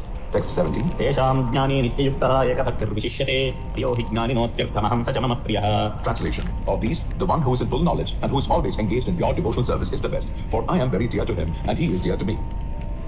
Purport. Free from all contaminations of material desires, the distressed, the inquisitive, the penniless, and the seeker, after supreme knowledge can all become pure devotees. But out of them, he who is in knowledge of the absolute truth and free from all material desires becomes a really pure devotee of the Lord. And of the four orders, the devotee who is in full knowledge and is at the same time engaged in devotional service is, the Lord says, the best. By searching after knowledge, one realizes that his self is different from his material body, and when further advanced, he comes to the knowledge of impersonal Brahman and Paramatma. When one is fully purified, he realizes that his constitutional position is to be the eternal servant of God. So by association with pure devotees, the inquisitive, the distressed, the seeker after material amelioration, and the man in knowledge all become themselves pure. But in the preparatory stage, the man who is in full knowledge of the Supreme Lord and is at the same time executing devotional service is very dear to the Lord. He who is situated in pure knowledge of the transcendence of the Supreme Personality of God is so protected in devotional service, and that material contamination cannot touch him. Text 18. उदारा सर्व एवैते ज्ञानी त्वात्मैव मे मतम् आस्थितः स हि युक्तात्मा मामेवानुत्तमां गतिम्. Translation. All these devotees are undoubtedly magnanimous souls, but he who is situated in knowledge of me, I consider to be just like my own self. Being engaged in my transcendental service, he is sure to attain me, the highest and most perfect goal. Purport. It is not that devotees who are less complete in knowledge are not dear to the Lord. The Lord says that all are magnanimous because anyone who comes to the Lord for any purpose is called a Mahatma or great soul. The devotees who want some benefit out of devotional service are accepted by the Lord because there is an exchange of affection. Out of affection, they ask the Lord for some material benefit, and when they get it, they become so satisfied that they also advance in devotional service. But the devotee in full knowledge is considered to be very dear to the Lord because his only purpose is to serve the Supreme Lord with love and devotion. Wow. Such a devotee cannot live a second without contacting or serving the Supreme Lord. Similarly, the Supreme Lord is very fond of his devotee and cannot be separated from him. In the Srimad Bhagavatam, Canto 9, Chapter 4, Text 68, the Lord says, साधवो हृदयं मह्यं साधूनां हृदयं त्वहं मदन्यत्ते न जानन्ति नाहं तेभ्यो मनागपि. The devotees are always in my heart, and I am always in the hearts of the devotees. The devotee does not know anything beyond me, and I also cannot forget the devotee. There is a very intimate relationship between me and the pure devotees. Pure devotees in full knowledge are never out of spiritual touch, and therefore they are very much dear to me. बहूनां जन्मनामन्ते ज्ञानवान् मां प्रपद्यते वासुदेवः सर्वमिति समात्मा सुदुर्लभः. Oh, yeah. Translation. After many births and deaths, he who is actually in knowledge surrenders unto me, knowing me to be the cause of all causes, and all that is. Such a great soul is very rare. Purport. The living entity, while executing devotional service or transcendental rituals, after many, many births, may actually become situated in transcendental pure knowledge that the Supreme Personality of Godhead is the ultimate goal of spiritual realization. In the beginning of spiritual realization, while one is trying to give up one's attachment to materialism, there is some leaning towards impersonalism. But when one is further advanced, he can understand that there are activities in the spiritual life and that these activities constitute devotional service. Realizing this, he becomes attached to the Supreme Personality of Godhead and surrenders to him. At such a time, one can understand that Lord Sri Krishna's mercy is everything, that he is the cause of all causes, and that this material manifestation is not independent from him. He realizes the material world to be a perverted reflection of spiritual variegatedness and realizes that in everything there is a relationship with the Supreme Lord Krishna. Thus he thinks of everything in relation to Vasudeva or Sri Krishna. Such a universal vision of Vasudeva precipitates one's full surrender to the Supreme Lord Sri Krishna as the highest goal. Such surrendered great souls are very rare. This verse is very nicely explained in the 3rd chapter, verses 14 and 15 of the Shvetashvatara Upanishad. सहस्रशीर्षा पुरुषः सहस्राक्षः सहस्रपात् स भूमिं विश्वतो वृत्वा दद्यतिष्ठदशाङ्गुलम् पुरुष एवेदं सर्वं यद्भूतं यच्च भव्यम् उतामृतत्वस्येषानो यदन्नेनातिरोहति. In the Chandogya Upanishad, Canto 5, Chapter 1, Text 15, it is said, Na vai vacho na, chakshumshi na, shotrani na, manam siti, achakshate pranaiti, eva chakshate pranohi, evaitani sarvani bhavanti, In the body of a living being, neither the power to speak, nor the power to see, nor the power to hear, nor the power to think is the prime factor. It is life, which is the center of all activities. Similarly, Lord Vasudeva, the personality of Godhead, Lord Sri Krishna is the prime entity in everything. In this body, there are powers of speaking, of seeing, of hearing, of mental activities, etc. But these are not important, if not related to the Supreme Lord. And because Vasudeva is all-pervading and everything is Vasudeva, the devotee surrenders in full knowledge. Bhagavad Gita, chapter 7, text 17 and chapter 11, text 40. Text 20. कामैस्तैस्तैर्हृतज्ञानाः प्रपद्यन्तेऽन्यदेवताः तं तं नियममास्थाय प्रकृत्या नियता स्वया. Those whose intelligence has been stolen by material desires surrender unto demigod and follow the particular rules and regulations of worship according to their own natures. Purport. Those who are free from all material contaminations surrender unto the Supreme Lord and engage in his devotional service. As long as the material contamination is not completely washed off, they are by nature not devotees. But even those who have material desires and who resort to the Supreme Lord are not so much attracted by external nature. Because of approaching the right goal, they soon become free from all material lust. In the Srimad Bhagavatam, it is recommended that whether one is a pure devotee and is free from all material desires, or is full of material desires, or desires liberation from material contamination, he should, in all cases, surrender to Vasudeva and worship him, as stated in the Bhagavatam, Canto 2, Chapter 3, Text 10. अकामः सर्वकामो वा मोक्षकाम उदारथी तीव्रेण भक्तियोगेन यजेत पुरुषं परम्. Less intelligent people who have lost their spiritual sense take shelter of demigods for immediate fulfillment of material desires. Generally, such people do not go to the Supreme Personality of Godhead because they are in the lower moods of nature, ignorance and passion, and therefore worship various demigods. Following the rules and regulations of worship, they are satisfied. The worshippers of demigods are motivated by small desires and do not know how to reach the supreme goal, but a devotee of the Supreme Lord is not misguided. Because in Vedic literature, there are recommendations for worshipping different gods for different purposes. Example, a deceased man is recommended to worship the sun. Those who are not devotees of the Lord think that for certain purposes, demigods are better than the Supreme Lord. But a pure devotee knows that the Supreme Lord is the master of all. In the Chaitanya Charitamrita, Adi, Chapter 5, Text 142, it is said, Ekala Ishvara Krishna, Arasava Bhritya. Only the Supreme Personality of Godhead, Krishna, is master, and all others are servants. Therefore, a pure devotee never goes to demigods for satisfaction of his material needs. He depends on the Supreme Lord, and the pure devotee is satisfied with whatever he gives. Text 21. यो यो यां यां तनुं भक्तः श्रद्धयार्चितुमिच्छति तस्य तस्याचलां श्रद्धां तामेव विदधाम्यहम्. Translation. I'm in everyone's heart as the super soul. As soon as one desires to worship some demigod, I make his faith steady so that he can devote himself to that particular deity. Purport. God has given independence to everyone. Therefore, if a person desires to have material enjoyment and wants very sincerely to have such facilities from the material demigods, the Supreme Lord as Super Soul in everyone's heart understands and gives facilities to such persons. As the Supreme Father of all living entities, he does not interfere with their independence, but gives all facilities so that they can fulfill their material desires. Some may ask why the all-powerful God gives facilities to the living entities for enjoying this material world, and so lets them fall into the trap of the illusory energy. The answer is that if the Supreme Lord as Super Soul does not give such facilities, then there is no meaning to independence. Therefore, he gives everyone full independence, whatever one likes. But his ultimate instruction we find in the Bhagavad Gita, one should give up all other engagements and fully surrender unto him. That will make man happy. Both the living entity and the demigods are subordinate to the will of the Supreme Personality of Godhead. Therefore, the living entity cannot worship the demigod by his own desire. Nor can the demigod bestow any benediction without the supreme will. As it is said, not a blade of grass moves without the will of the Supreme Personality of Godhead. Generally, persons who are distressed in the material world go to the demigods, as they are advised in the Vedic literature. A person wanting some particular thing may worship such and such a demigod. For example, a deceased person is recommended to worship the sun god. A person wanting education may worship the goddess of learning, Saraswati. And a person wanting a beautiful wife may worship the goddess Uma, the wife of Lord Shiva. In this way, there are recommendations in the Shastras, Vedic scriptures, for different modes of worship of different demigods. And because a particular living entity wants to enjoy a particular material facility, the Lord inspires him with a strong desire to achieve that benediction from that particular demigod, and so he successfully receives the benediction. The particular mode of the devotional attitude of the living entity toward a particular type of demigod is also arranged by the Supreme Lord.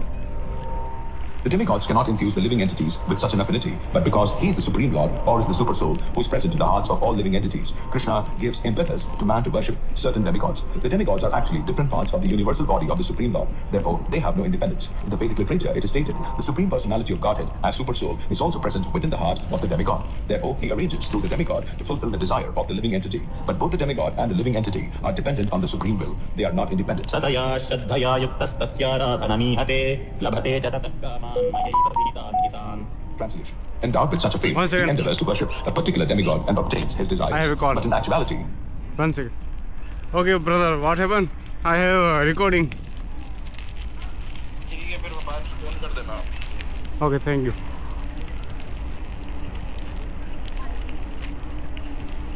let's start by me alone.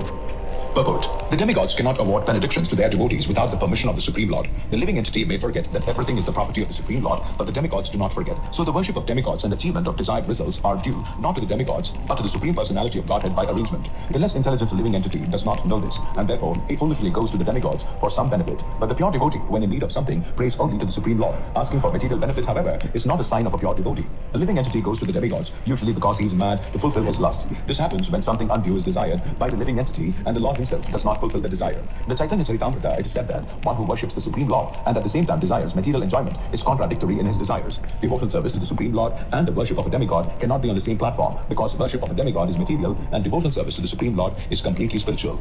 For the living entity who desires to return to Godhead, material desires are impediments. A pure devotee of the Lord is therefore not awarded the material benefits desired by less intelligent living entities, who therefore prefer to worship demigods of the material world rather than engage in the devotional service of the Supreme Lord. Text 23. Antavattu phalam tesham tadbhavatyalpamethasam devam devayajo yanti madbhakta yanti mamapi. Men of small intelligence worship the demigods, and their fruits are limited and temporary. Those who worship the demigods go to the planets of the demigods, but my devotees ultimately reach my supreme planet. Purport. Some commentators on the Bhagavad Gita say that one who worships a demigod can reach the Supreme Lord. But here it is clearly stated that the worshippers of demigods go to the different planetary systems where various demigods are situated, just as a worshipper of the sun achieves the sun, or a worshipper of the demigod of the moon achieves the moon. Similarly, if anyone wants to worship a demigod like Indra, he can attain that particular god's planet. It is not that everyone, regardless of whatever demigod is worshipped, will reach the Supreme Personality of Godhead. That is denied here, for it is clearly stated that the worshippers of demigods go to different planets in the material world, but the devotee of the Supreme Lord goes directly to the Supreme Planet of the Personality of Godhead. Here the point may be raised that if the demigods are different parts of the body of the Supreme Lord, then the same end should be achieved by worshipping them. However, worshippers of the demigods are less intelligent because they don't know to what part of the body food must be supplied. Some of them are so foolish that they claim that there are many parts and many ways to supply food. This isn't very sanguine. Can anyone supply food to the body through the ears or eyes? They do not know that these demigods are different parts of the universal body of the Supreme Lord, and in their ignorance, they believe that each and every demigod is a separate god and a competitor of the Supreme Lord. Not only are demigods parts of the Supreme Lord, but ordinary living entities are also.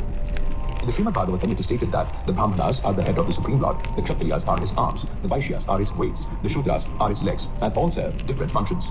Regardless of the situation, if one knows that both the demigods and himself are part and parcel of the Supreme Lord, his knowledge is perfect. But if he does not understand this, he achieves different planets where the demigods reside. This is not the same destination the devotee reaches. The results achieved by the demigods' benedictions are perishable because within this material world, the planets, the demigods, and their worshippers are all perishable. Therefore, it is clearly stated in this verse that all results achieved by worshipping demigods are perishable, and therefore such worship is performed by the less intelligent living entity. Because the pure devotee engaged in Krishna consciousness in devotional service of the Supreme Lord achieve eternal blissful existence that is full of knowledge. His achievements and those of the common worshipper of the demigods are different. The Supreme Lord is unlimited, his favor is unlimited, his mercy is unlimited. Therefore, the mercy of the Supreme Lord upon his pure devotees is unlimited. Text 24. Avyaktam yaktimapannam manyante mamabuddhayah param bhavamajananto mamavyayamanutamam. Translation. Unintelligent men who do not know me perfectly think that I, the Supreme Personality of Godhead Krishna, was impersonal before and have now assumed this personality. Due to their small knowledge, they do not know my higher nature, which is imperishable and supreme. Purport. Those who are worshippers of demigods have been described as less intelligent persons, and here the impersonalists are similarly described. Lord Krishna in his personal form is here speaking before Arjuna, and still, due to ignorance, impersonalists argue that the Supreme Lord ultimately has no form. Yamunacharya, a great devotee of the Lord in the disciplic succession of Ramanujacharya, has written a very appropriate verse in this connection. He says, Tvam Shila Rupa Charitaih Paramah Prakrishtaih Satvena Satvikataya Prabalaishcha Shastraihi Prakhyatadaiva Paramartha Vidam Mataishcha Naivatura Prakritayah Prakavanti Bodham. My dear Lord, devotees like Vyasadeva and Narada know you to be the personality of Godhead. By understanding different Vedic literatures, one can come to know your characteristics, your form, and your activities. And one can thus understand that you are the Supreme Personality of Godhead. But those who are in the modes of passion and ignorance, the demons, the non-devotees, cannot understand you. They are unable to understand you. However expert such non-devotees may be in discussing Vedanta and the Upanishads and other Vedic literatures, it is not possible for them to understand the personality of Godhead. Stotra 12. In the Brahma Samhita, it is stated that the personality of Godhead cannot be understood simply by study of the Vedanta literature. Only by the mercy of the Supreme Lord can the personality of the Supreme be known. Therefore, in this verse, it is clearly stated that not only are the worshippers of the demigods less intelligent, but those non-devotees who are engaged in Vedanta and speculation on Vedic literature without any tinge of true Krishna consciousness are also less intelligent.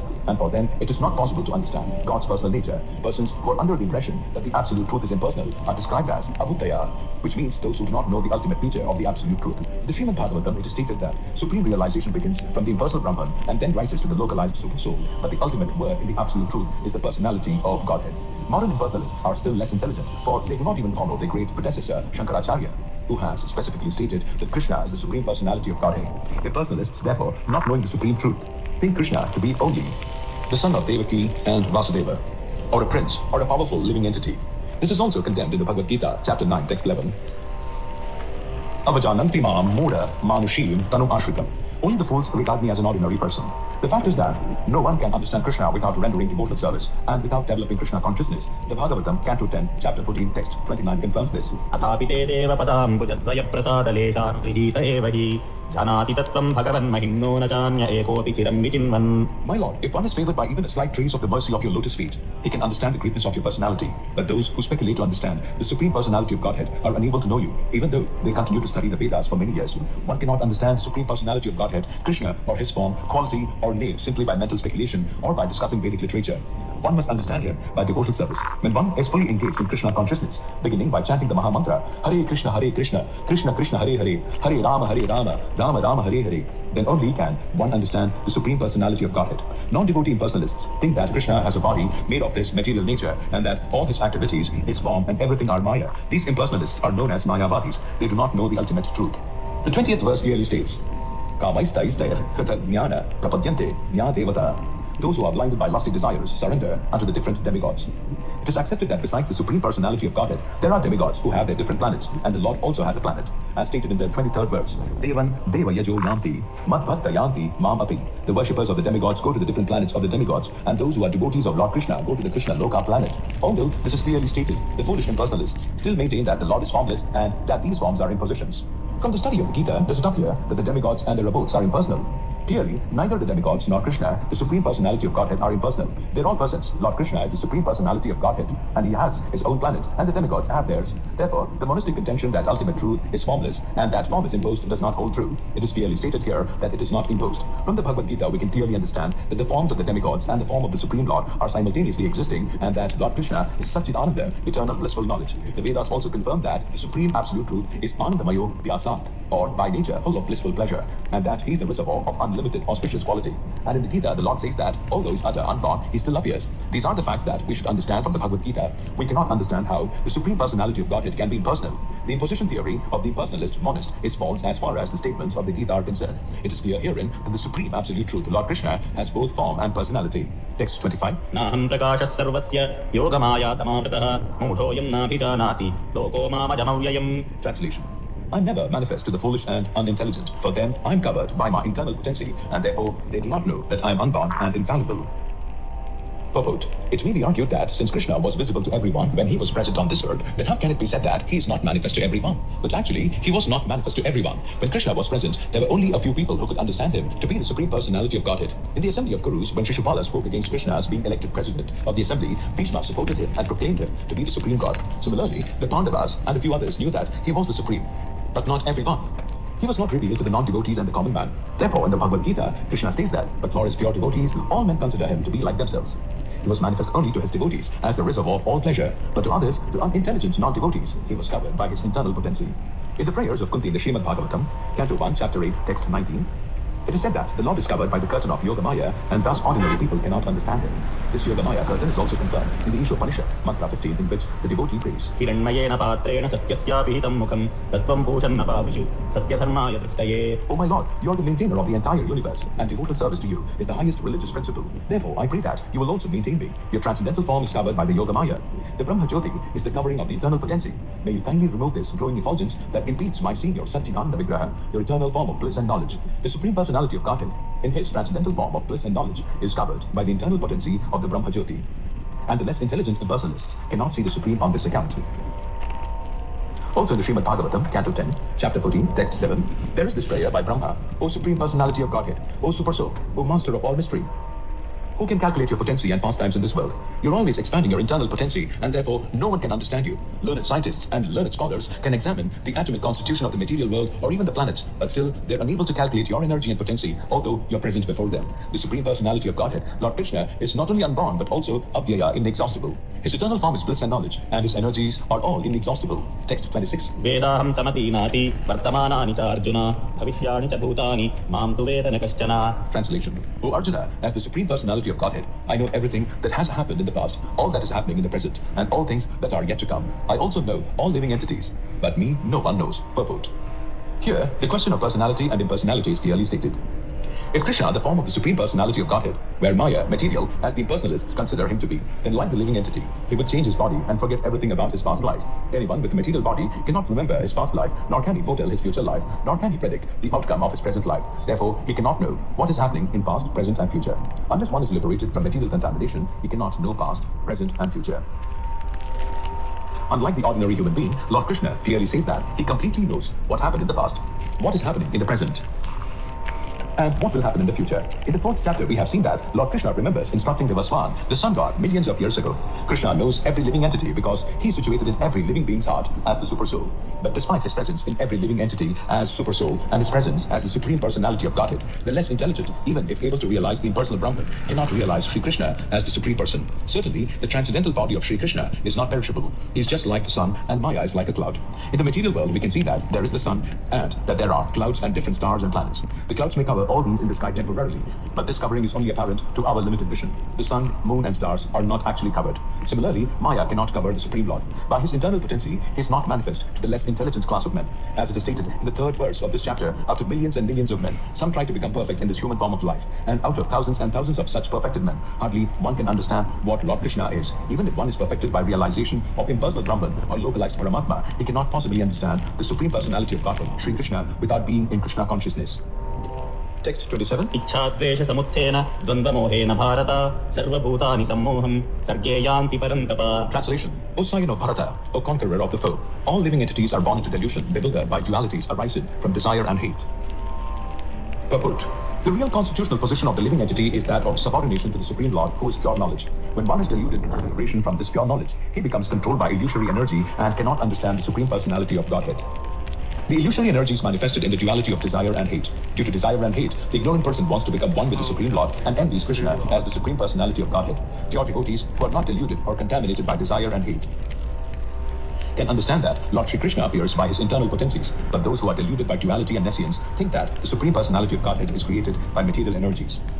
This is their misfortune. Such deluded persons symptomatically dwell in dualities of dishonor and honor, misery and happiness, woman and man, good and bad, pleasure and pain, etc., thinking, this is my life, this is my house, I'm the master of this house, I'm the husband of this wife. These are the dualities of delusion. Those who are so deluded by dualities are completely foolish and therefore cannot understand the Supreme Personality of Godhead. Text 28. येषां त्वन्तगतं पापं जनानां पुण्यकर्मणां ते द्वन्द्वमोहनिर्मुक्ता भजन्ते मां दृढव्रताः. Translation. Persons who have acted piously in previous lives and in this life and whose sinful actions are completely eradicated are freed from the dualities of delusion and they engage themselves in my service with determination. Purport. Those eligible for elevation to the transcendental position are mentioned in this verse. For those who are sinful, atheistic, foolish, and deceitful, it is very difficult to transcend the duality of desire and hate. Only those who have passed their lives in practicing the regulated principles of religion, who have acted piously, and who have conquered sinful reactions can accept devotional service and gradually rise to the pure knowledge of the Supreme Personality of Godhead. Then gradually, they can meditate in trance on the Supreme Personality of Godhead. That is the process of being situated on the spiritual platform. This elevation is possible in Krishna consciousness, in the association of pure devotees. For in the association of great devotees, one can be delivered from delusion. It is stated in the Srimad Bhagavatam, Canto 5, Chapter 5, Text 2, that if one actually wants to be liberated, he must render service to the devotees. Mahatsevam dvaram ahur vimukte. But one who associates with materialistic people is on the path leading to the darkest region of existence. Tamo dvaram yoshitam sangi sangam. All the devotees of the Lord traverse this earth just to recover the conditioned souls from their delusion. The impersonalists do not know that forgetting their constitutional position as subordinate to the Supreme Lord is the greatest violation of God's law. Unless one is reinstated in his own constitutional position, it is not possible to understand the Supreme Personality or to be fully engaged in his transcendental loving service with determination. Text 29. जरामरणमोक्षाय मामाश्रित्य यतन्ति ये ते ब्रह्म तद्विदुः कृत्स्नमध्यात्मं कर्म चाखिलम्. Translation. Intelligent persons who are endeavoring for liberation from old age and death take refuge in me in devotional service. They are actually Brahman because they entirely know everything about transcendental activities. Purport. Birth, death, old age, and diseases affect this material body, but not the spiritual body. There is no birth, death, old age, and disease for the spiritual body. So one who attains a spiritual body becomes one of the associates of the Supreme Personality of Godhead and engages in eternal devotional service is really liberated.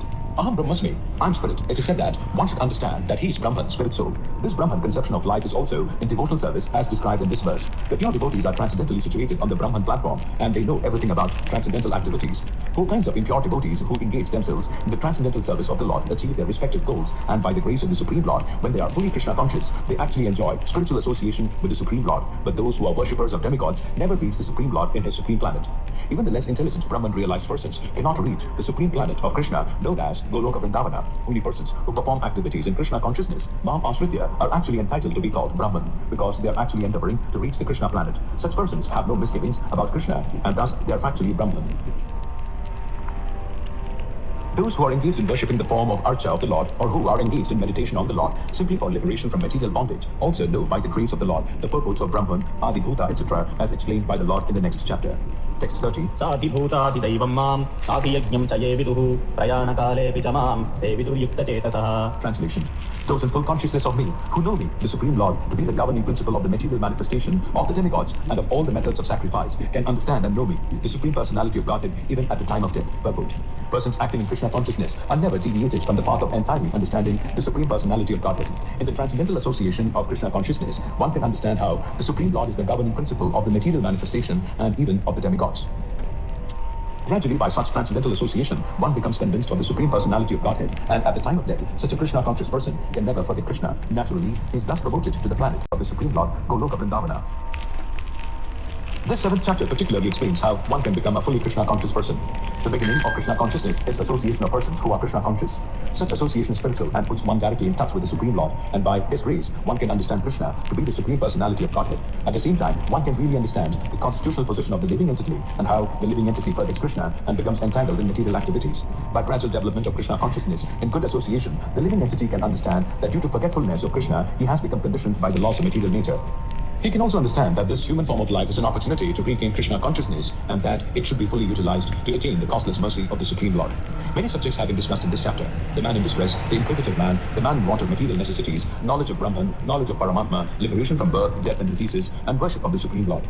However, he who is actually elevated in Krishna consciousness does not care for the different processes. He simply directly engages himself in activities of Krishna consciousness and thereby factually attains his constitutional position as an eternal servitor of Lord Krishna. In such a situation, he takes pleasure in hearing and glorifying the Supreme Lord in pure devotional service.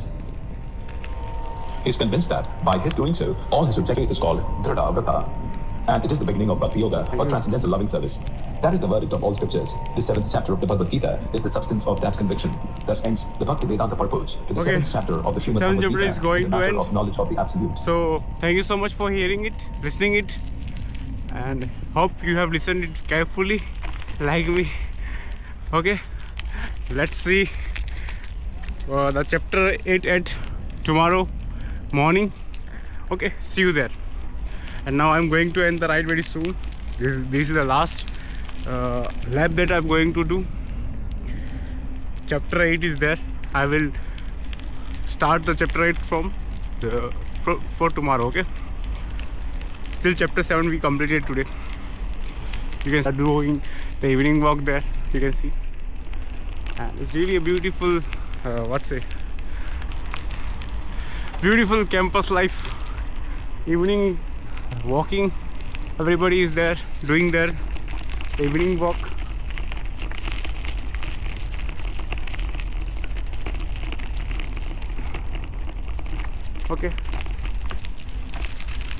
Okay, now I'm going to end the ride very soon. You can see the bum road is there. Okay, very soon.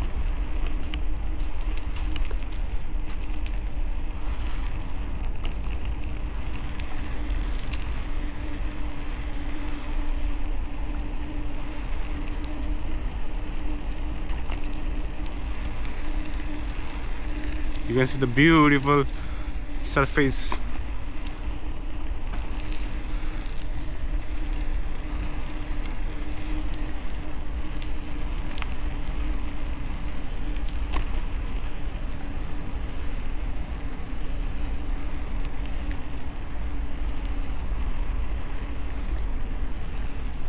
Thank you so much for listening to today's chapter 7 of Bhagavad Gita.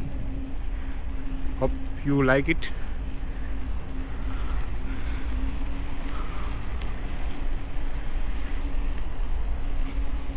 Hope you have liked it. Don't forget to subscribe my channel and share with your friends. Now going to end the ride very soon. My lab is coming very soon. You can see our IIT Jodhpur campus.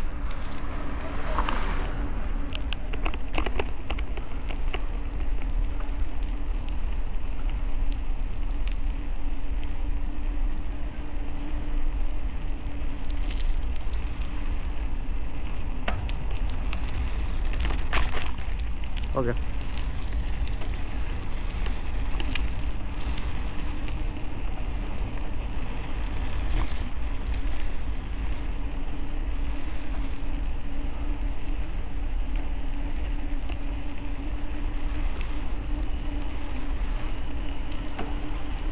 You can see the beautiful campus here.